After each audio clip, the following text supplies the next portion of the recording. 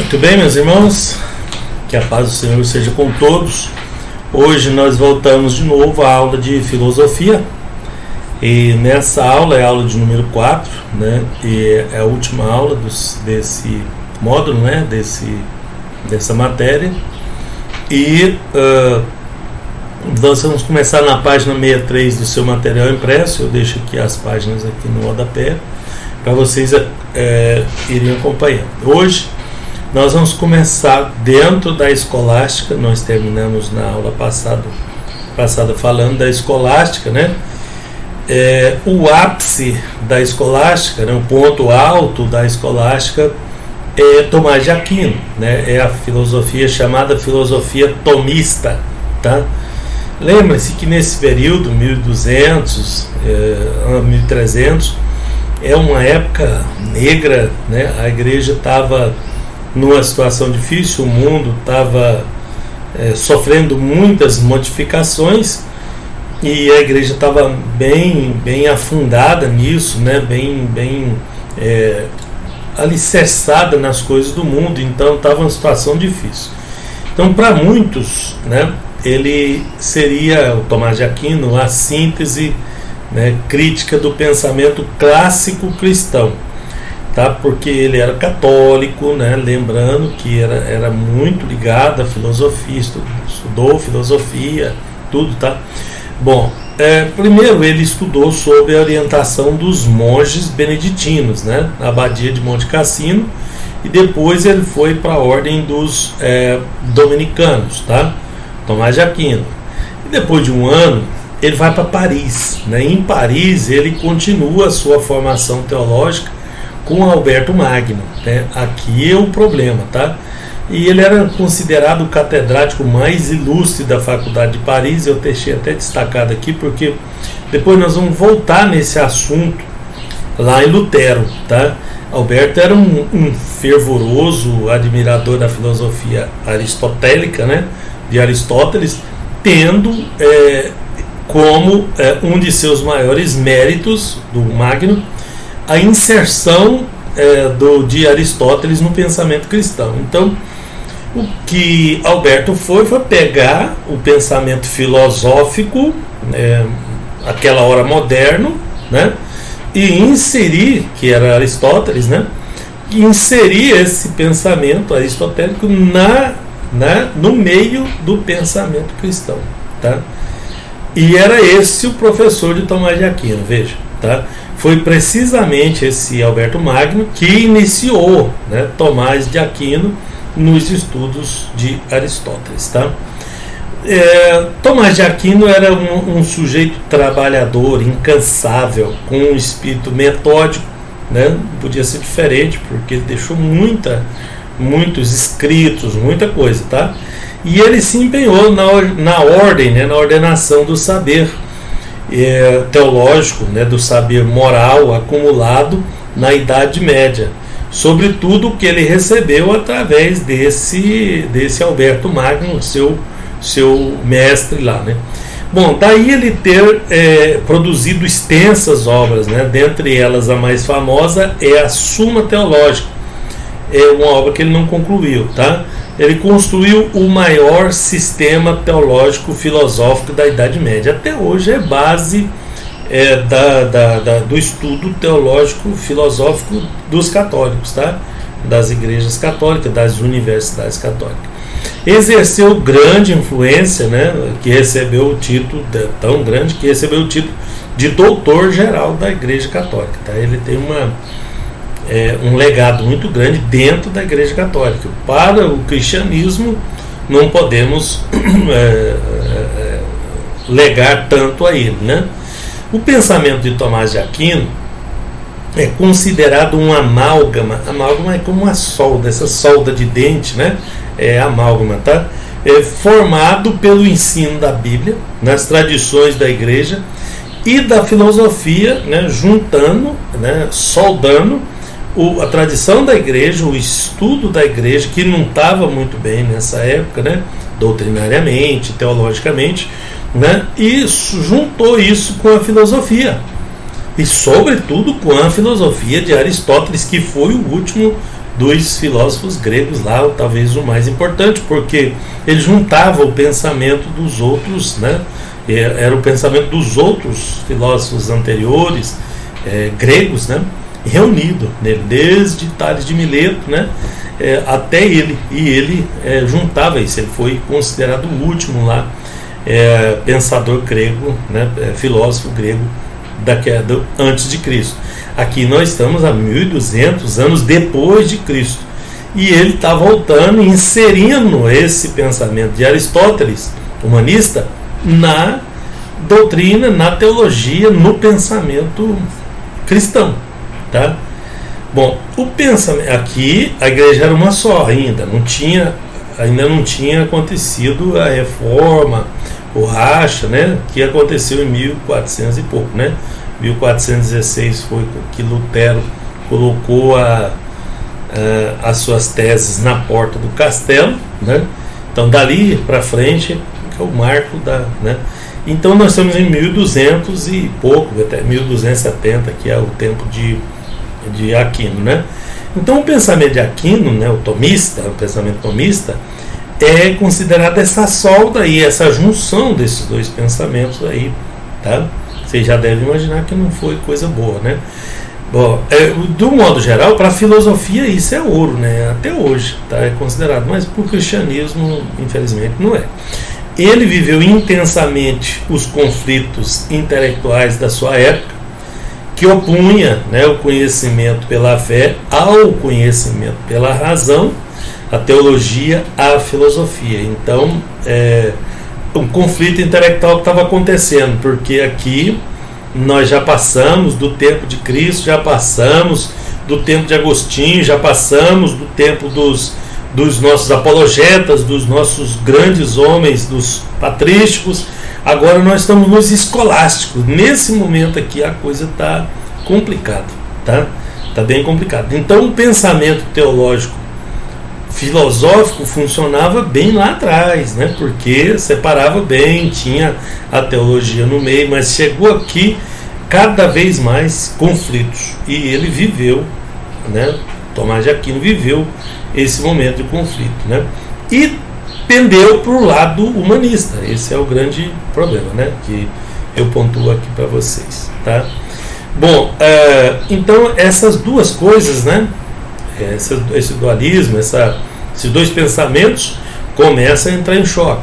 É uma época que o pensamento grego era radicalmente confrontado com a doutrina cristã, vocês viram lá dos patrísticos, tá?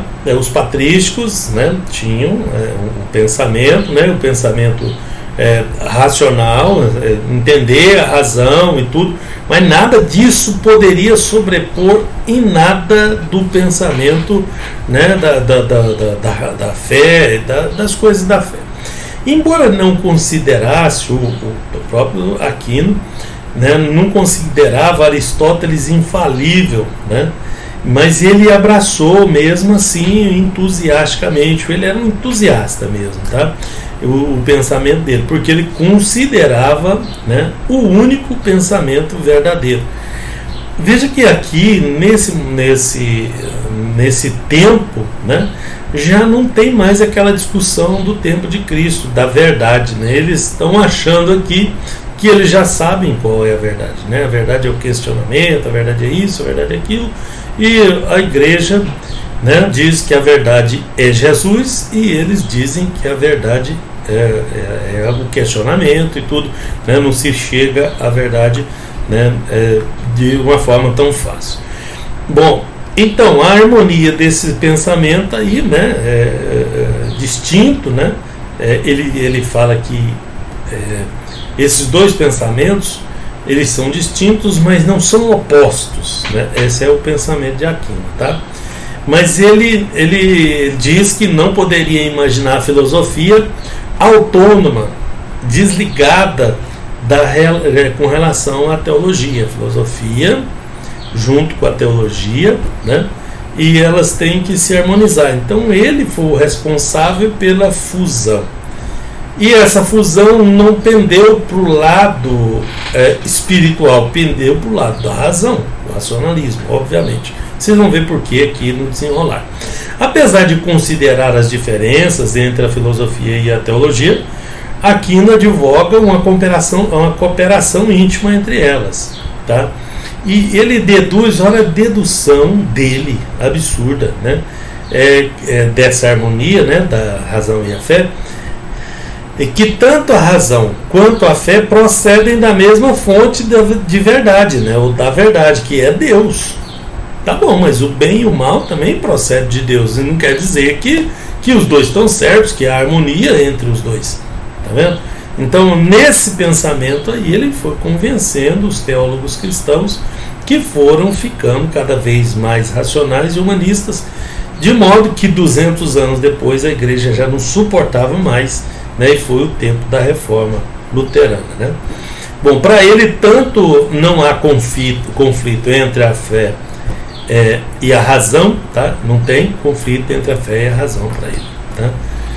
Bom, chegamos depois num período intermediário, que é o período da filosofia moderna, tá? E aí, no seu material impresso, é na página 69, tá? Começamos esse capítulo com a afirmação a respeito do sentido da história, né? O processo da história é um movimento contínuo, né? Sempre fluindo, né? Em toda a história nunca ocorreu um rompimento agudo, cataclismo com o passado, né? Então, o que ele está querendo dizer aqui é que as coisas vão acontecendo, o pensamento vai mudando, as coisas vão se transformando gradativamente. Não se rompe aqui e se começa ali, né? Cataclismo, né? Que é mais ou menos uma catástrofe, tá? O que hoje existe foi que cresceu do que ontem existiu, né? E a história de ontem proveio da história do dia anterior e assim por diante. As coisas vão evoluindo, o pensamento vai evoluindo. Se ele evoluir na direção errada, aí o problema, né, que pode causar um rompimento lá na frente, que aconteceu diversas vezes na história, tá? O mundo moderno, então, é um desenvolvimento do passado, é o passado desenvolvido, né? Porém, não podemos estabelecer uma relação causal linear, uma causa em linha reta entre os acontecimentos sociopolíticos, né, e a constituição de conhecimentos filosóficos e científicos, tá? Porque isso tudo acabou num momento que isso era tudo misturado, vocês perceberam, né? Que a política era ligada à religião, que era ligada à filosofia, né? Que exclui a política, que abraça a filosofia, abraça a teologia, e que de repente a filosofia e a teologia estão brigadas de novo, né? E o pensamento vai mudando, né, de acordo com os acontecimentos. E não são só acontecimentos dentro da área, o sistema todo compõe para isso, as modificações sociais, culturais, tecnológicas, tudo contribui para a modificação desse pensamento aí, que vai se alterando ao longo do tempo. Então a gente tem que tomar um cuidado muito grande para se manter, né, na linha de Deus e não se perder no meio disso tudo. Eu mesmo já vi pessoas se perderem, tá? Nesses ensinamentos tomistas aí, que passou da escolástica aí, né? E um cristão que foi estudar numa faculdade dessas aí, né, ele saiu de lá com uma confusão mental muito grande, não tem, né, bagunçou o seu pensamento. Então aqui a gente se mantém no nosso pensamento aqui, né? Daí o pensamento filosófico moderno não deve ser visto como um resultado, um reflexo do processo histórico, político, social da Idade Média, né? Mas ele adquire aspectos particulares, né? No entanto, devemos evitar o erro de pensar que a filosofia moderna ocorre isoladamente, num espaço vazio ahistórico, né? Nada disso, tá? Né? Temos hoje, mesmo no pensamento atual, onde procura a conciliação de novo, eu vejo com preocupação agora o momento, né, em que aí vocês viram lá a política, né, e a religião, a teologia e a filosofia, essas três forças vivem disputando espaço, tá? De vez em quando elas se juntam para ganhar adeptos, mas elas percebem que elas não podem ficar muito num espaço muito pequeno sozinhas, senão elas se matam uma a outra, né? E agora vem de novo essa situação aí de se juntando, né? Então, ela ocorre dentro de um contexto, tá? Um contexto histórico, social, cultural, né? Apesar de não ser, como vimos, um mero reflexo deste, né? Outros fatores contribuem, tá? Bom, na página 70 começa a falar de transformações sociais, políticas e econômicas, né? Tecnológicas do mundo, tá? Invenções e descobertas, né? E concordando com a posição de vários historiadores que localizam a filosofia moderna entre os séculos XV e XVI, né? E não foi por causa de questões religiosas, tá? Que o mundo mudou, tá? Foi mais por questões políticas, sociais mesmo, né? O que muda, né? O que muda radicalmente é a queda do Império Romano, que aconteceu, né, naquele tempo lá. E essa mudança causou outras mudanças que aí surgiram, transformações tecnológicas também, que, juntando isso tudo, teve uma grande reviravolta, tá? Então, essas transformações sociais, políticas e econômicas que ocorreu na Europa, né, sobretudo na Europa ocidental, do lado ocidental, né, teve grandes invenções e descobertas que caracterizaram esse período. Nem todas elas não ocorreram lá, né, ocorreu em outros locais, mas que o efeito inicial foi lá, porque lá era o grande centro de conflito, tá? O mar Egeu era o centro do mundo, porque ali era um entreposto comercial do Oriente com o Ocidente, é a divisão dos continentes, né, onde o continente europeu de um lado, o asiático do outro e o africano do outro. Então ali era um entreposto, né, com navegações marítimas, com estradas reais em volta. Então o mundo desenrolava ali, naquele momento, tá? E então por isso que essas transformações ocorreram primeiramente lá, né? As grandes invenções que caracterizou esse período, né, que mudou a geografia, né, a distribuição da Europa, né, foi primeiro a bússola, tá? Que aí com a bússola eles podiam sair de dentro da caixinha, de dentro do mar Mediterrâneo, e rodar, né, com seus barcos pelo mundo, porque a gente morria de medo de sair dali e se perder e tudo, né? E com a orientação da bússola isso mudou, né? Possibilitou grandes explorações marítimas, trazendo descobertas de novas terras e um desenvolvimento social, cultural incrível. Isso já deu uma guinada no mundo. Os países que saíram na frente teve um maior desenvolvimento, aí começou a guerra pelo comércio, aí alguns países sobem, outros descem, porque ficou para trás na história, não se perdeu o time da história, aí já era, né? Então a bússola foi o primeiro, depois veio a pólvora, tá?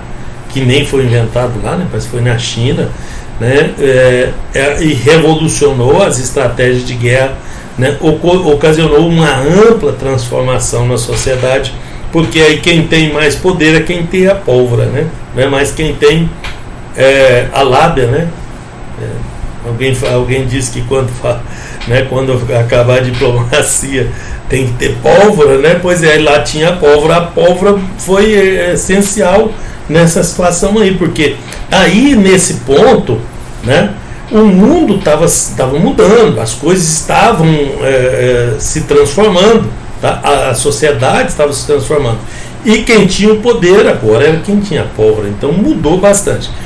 E aí entra outro fator, né, um terceiro fator primordial, que é a imprensa, né? Por fim, a invenção da imprensa agora é a comunicação. A comunicação é outra coisa poderosa que muda a história, tá? E possibilitou grande aumento dos movimentos intelectuais, né, que tiveram início naquele tempo, dado uma maior capacidade de divulgação das suas ideias e coisas desse tipo aí. Bom, Agora nós, na página 70 ainda, tá? O surgimento da ciência moderna, né? Viram ali as transformações, né, da modernidade, mas e a ciência? Bom, outra característica marcante desse período moderno foi o surgimento da ciência moderna, né, da chamada revolução científica, que começou justamente aí, tá? A ciência era muito ligada à teologia, tá? Ela era bem próxima da teologia, mas aí ela começou a desenvolver um sentido próprio, né? Talvez seja a maior marca da modernidade, né? Trata-se de um período na história europeia também, né, que ocorreu grande movimento e desenvolvimento de ideias que revolucionaram a maneira do homem ver e encarar a realidade, tá?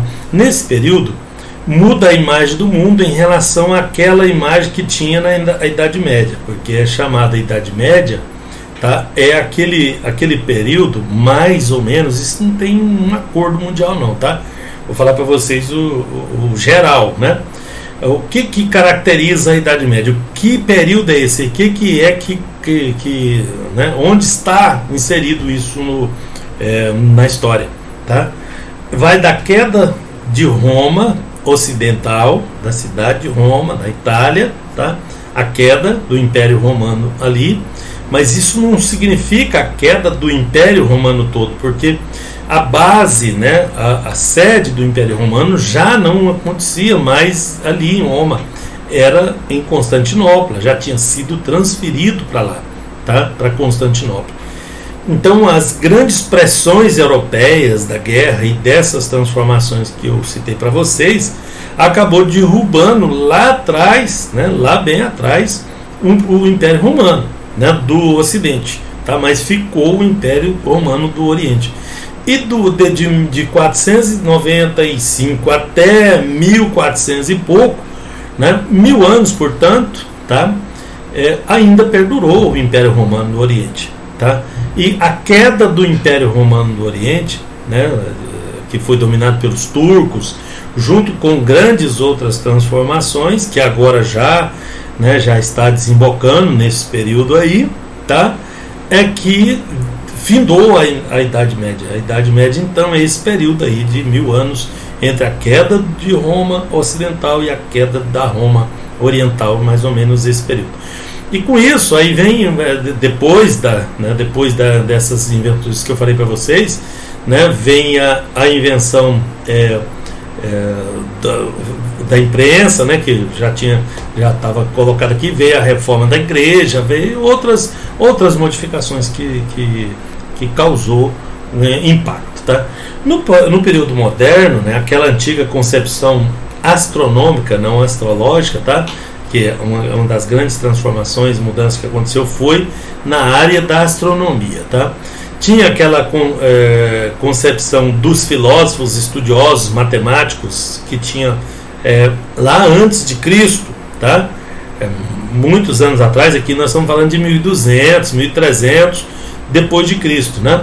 E esses pensadores, esses estudiosos, matemáticos, astrônomos e etc., era de antes de Cristo, 400 anos antes de Cristo, tá? Eram filósofos e estudantes dessas outras áreas, tá?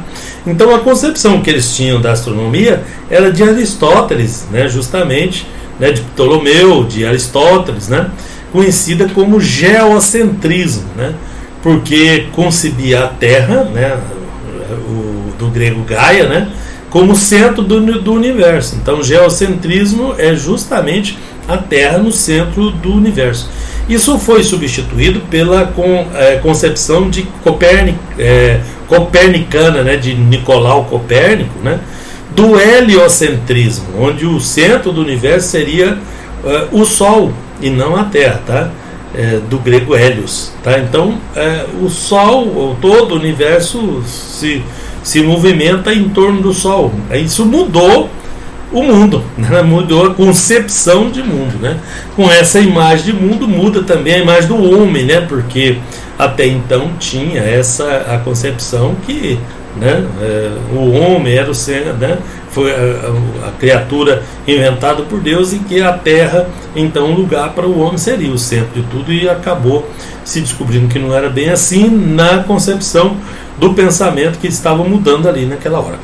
Mas a revolução científica não significa apenas em adquirir novas e diferentes teorias sobre o mundo, mas também a revolução da ideia, né, de ideias, de saber, da própria ciência. Tá? A ciência deixa de ser aquele saber entrelaçado com o misticismo. Eles chamam de misticismo aqui porque a crença tinha a parte de revelação, tudo, né? As pessoas colocam tudo num patamar só, mas, né, não é nada de mito aí, que também tinha um mito, né, a parte mitológica, tá? Mas a parte mística era justamente por aqui. Ao hermetismo, né, a astrologia, a magia, assim, a ciência deixa de ser entrelaçada a isso, né, e é entrelaçada à autoridade de Aristóteles, né, ou da Bíblia, das Escrituras, e se torna um saber experimental, metódico, de natureza, tá? Então, por natureza é metódico. Então, aí passou a se fazer experimentos, né? Então, a ciência moderna, as produções científicas modernas através de experimentos, começou naquela época lá. E através do experimento que os cientistas tendem a obter posições verdadeiras sobre o mundo, tá? Então foi se desligando, se independendo dessa questão, dessas questões outras aí que acabava influenciando vez ou outro no pensamento científico também, tá? Todo pensamento era entrelaçado, mas eles não se, né, acabavam não se organizando, e a ciência acabou se livrando disso tudo, inclusive da Bíblia, tá?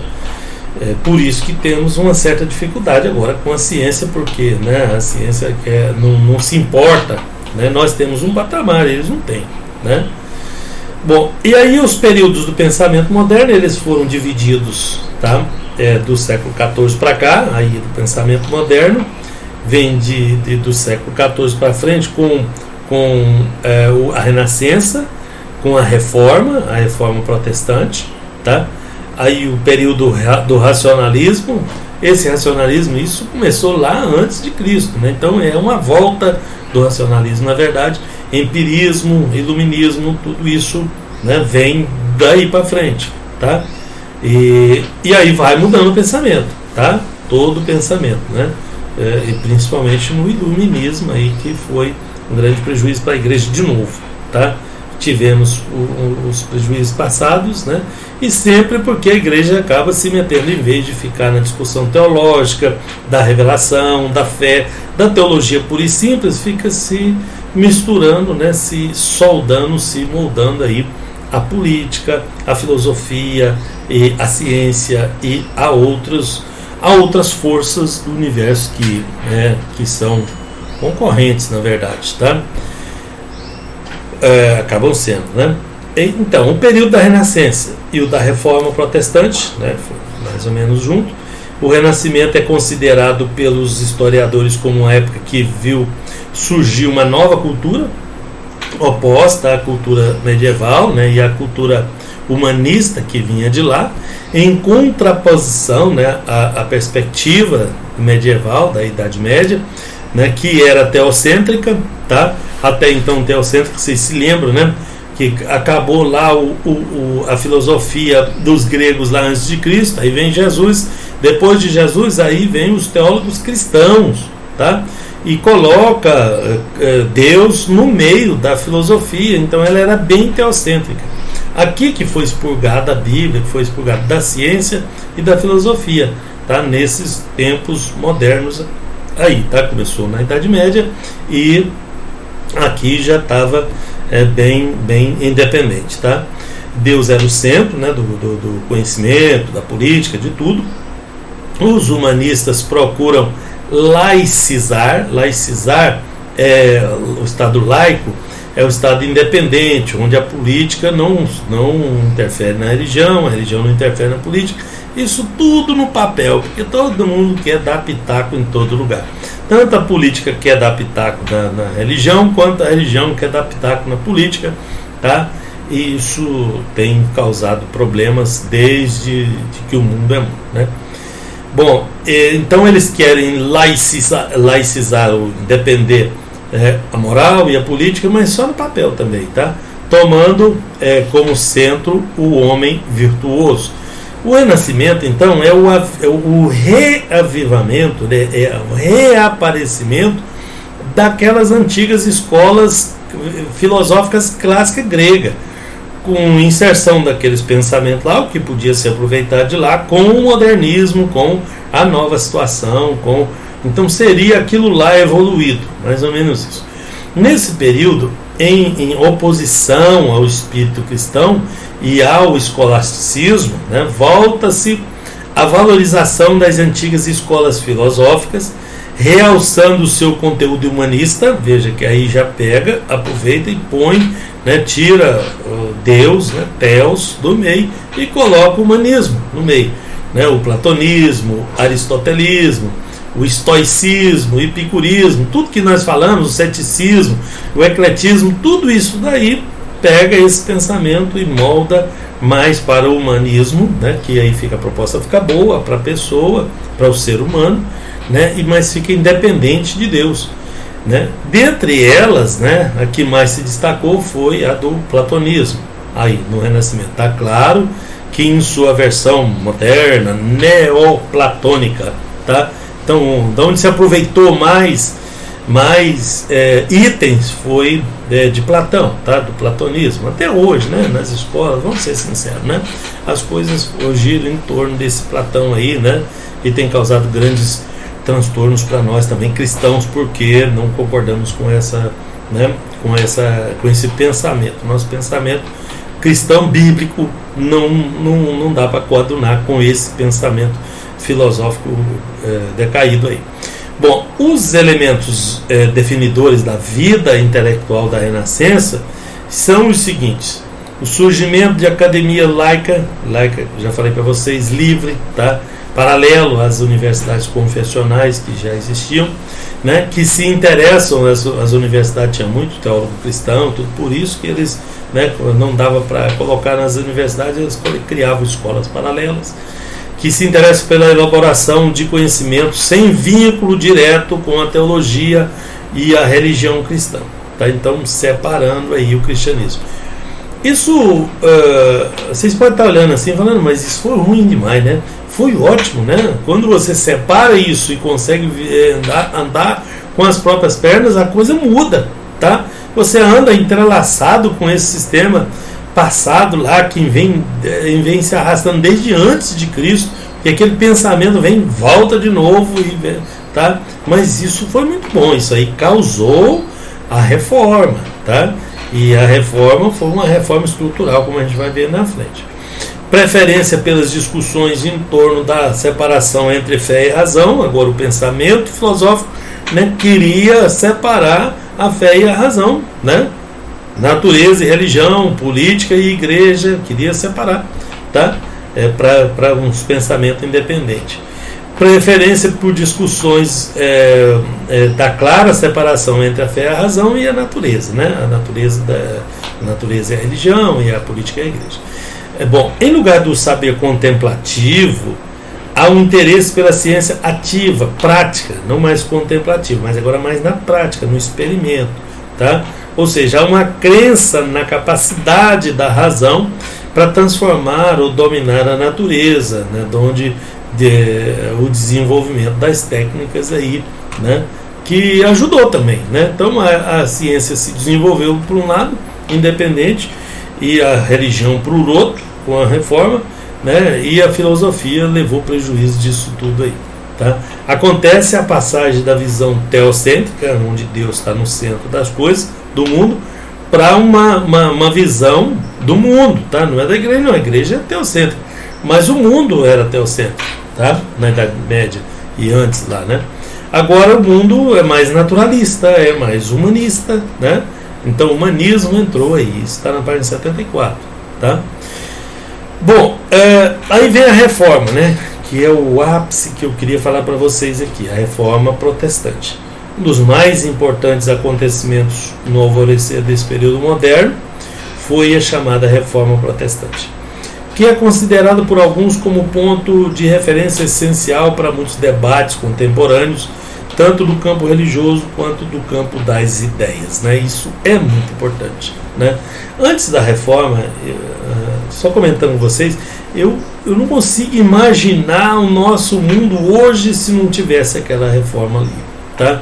É uma complicação imaginar isso. Então isso foi de maior importância do que a gente imagina. Então, antes da reforma, houveram várias tentativas de reformas internas na Igreja Católica, tá? A própria igreja tentava reformar, mas ela queria fazer uma mini reforma, igual essas reformas que eles apresentam lá no Congresso, umas mini reformas que não reforma nada, que parece que mudou, mas não mudou nada, daqui a pouco está tudo igual, do mesmo jeito, tá? Então, a igreja tinha esse anseio, tinha essa vontade, né? Aliás, a ideia faz parte da trajetória histórica da igreja, né?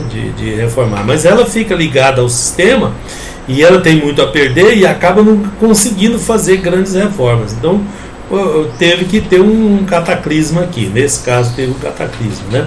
A ideia de reformar, então, é uma ideia fixa dentro. Então, não foi Lutero que reformou a igreja. Tinha outras pessoas interessadas. Só tinha quórum para fazer a reforma, senão não dava para fazer a reforma, tá? Então, não foi um homem que chegou lá, vamos mudar a igreja e mudou tudo, não, tá? Então, teve outros reformadores, teve outras tentativas, tá? A que foi mais bem sucedida foi a reforma luterana, vamos dizer assim. O Alistair McGrath, né, nos diz que no século XII, tá, já houve uma tentativa de reforma, uma grande tentativa, né, porque pequenas teve outras.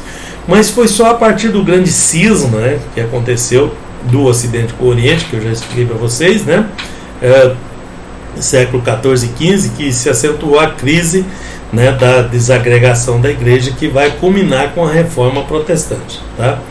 Enquanto o Renascimento tinha a pretensão de um retorno às origens do pensamento clássico, daqueles filósofos humanistas, grego, pagão, né, a reforma pretendia retornar às origens cristãs, ao verdadeiro evangelho, voltar para a Bíblia, voltar para a fé, voltar, sabe, os 5 solas da reforma, tá? Então, a pretensão filosófica do Renascimento era voltar para o grego clássico lá, né, para o pensamento grego clássico, pagão, né, humanista. E a igreja queria se livrar dessa praga, desse pensamento aí, né, que tinha se intensificado muito com Tomás de Aquino, né?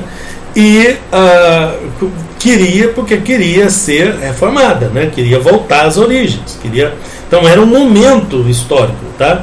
Momento cultural, um momento que, né, a gente olha para o mundo e vai vendo que há necessidade de mudança, e daqui a pouco mais gente quer essa mudança, e acaba que, se um grupo maior quiser, acaba conseguindo grandes mudanças, né? Um feito desse tamanho só pode ter a mão de Deus, porque um desse tamanho aí não conseguiria, os homens não conseguiriam mudar, não. Teve que voltar, né, a igreja para os trilhos, que não durou muito tempo nos trilhos, mas voltou, tá? Bom, o Barrett, né, nos diz que o distintivo, né, o que distingue, o que é maior da reforma, foi justamente essa preocupação da igreja com o próprio evangelho, com a palavra, com a Bíblia, tá? A crença dos reformadores, é que o evangelho tinha sido corrompido pela igreja, de tal forma que somente uma reforma doutrinária poderia redimi-la desse erro, tá? A grande necessidade era uma necessidade teológica, tá? O cerne da reforma genuína, né, estava relacionado à restauração do próprio evangelho, tá? Que era a preocupação daquela época. A figura em destaque aí, né, nesse cenário da reforma, foi Martinho Lutero, sem dúvida, tá? De 1483 a 1546, morreu em boa velhice, não foi assassinado, não foi nada disso, tá? Tentativas houveram, né? Mas ele foi protegido por Deus e protegido pelo rei, né? E por aí vai. Considerado de tal modo o protagonista da ruptura da igreja, tá? Que alguns chegam a dizer que, do ponto de vista da unidade da fé, a Idade Média termina com Lutero, tá? Mas isso não é verdade, né? Como ressalta o Dreyer, né? Ele diz que essa desunião, essa desarmonia, divisão dentro da igreja, isso já tinha lá atrás, né? Desde o final do Império Romano, né? A igreja estava dividida entre Oriente e Ocidente. Ele está falando aqui do Império Romano ocidental, tá? Desde a queda do Império Romano Ocidental, a igreja tinha divisões, e aí uma parte da igreja foi para Constantinopla e outra parte ficou em Roma, e uma guerra constante, né? E uma divisão constante acabou grandes, né? Com grandes guerras aí nessa área, dentro da própria igreja, batalhas, né? E houve uma época que a igreja tinha 3 papas, para vocês terem uma ideia, tá? Então a ruptura da unidade da igreja católica não se restringe a essa divisão Ocidente-Oriente, né? No próprio Ocidente, né, o Dreyer fala aí, tinha acontecido muitas divisões. Houve um período da história que a igreja que ela foi governada por 3 papas ao mesmo tempo, tá? E só teve fim com o Concílio de Constança, 1414 a 1418. Então, nesse período aí, ela tinha 3 papas, um na França, no sul da França, um em Roma e outro em Turim, me parece, na Itália também, né? Era 2 na Itália e uma na França, né? E os 3 papas. E acabou que eles chegaram a um acordo lá no concílio e depõe um, exclui o outro, excomunga o outro e elege outro, um quarto papa para tomar conta no lugar desses 3 aí, tá? Então foi essa a solução da igreja, mas já tinha tido, né? Já tinha tido o caso do papa lá do Império Oriental, da igreja oriental, excomungar o Papa de Roma, e o Papa de Roma, em resposta, excomunga o Papa de lá, de Constantinopla. Então houve essa guerra de documentos aí, né? Vamos dizer assim. Após terminar os seus primeiros estudos, né, o Lutero, né, foi enviado para a Universidade em Erfurt, né, onde estudou por 4 anos as chamadas artes liberais, que é a tal da filosofia, tá? É uma faculdade de filosofia chamada de artes naturais, artes liberais, artes naturais, coisas desse tipo. Depois ele estudou direito, né?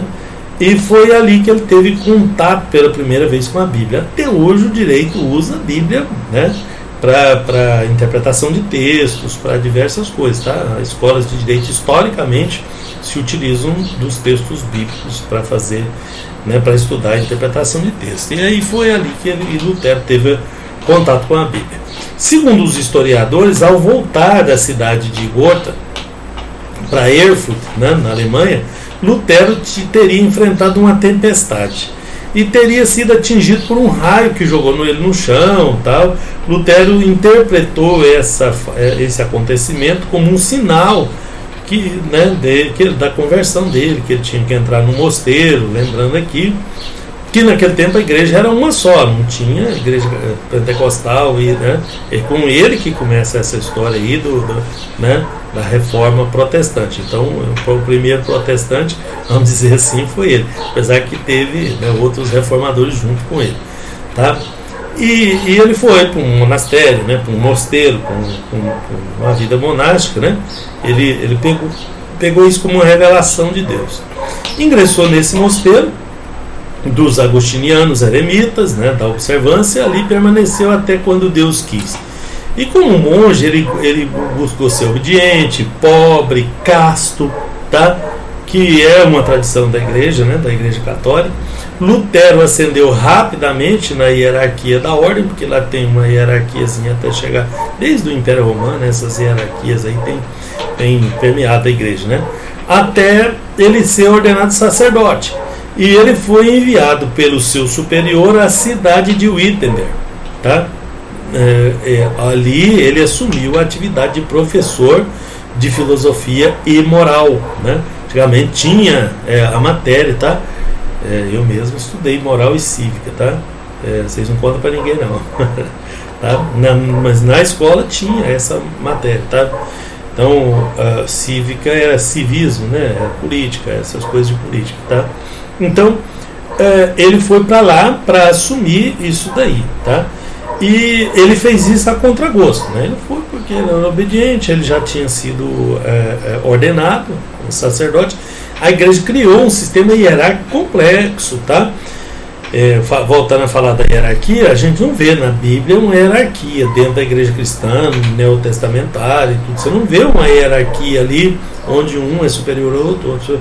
Isso veio do Império Romano lá, né? Desde o Império Romano.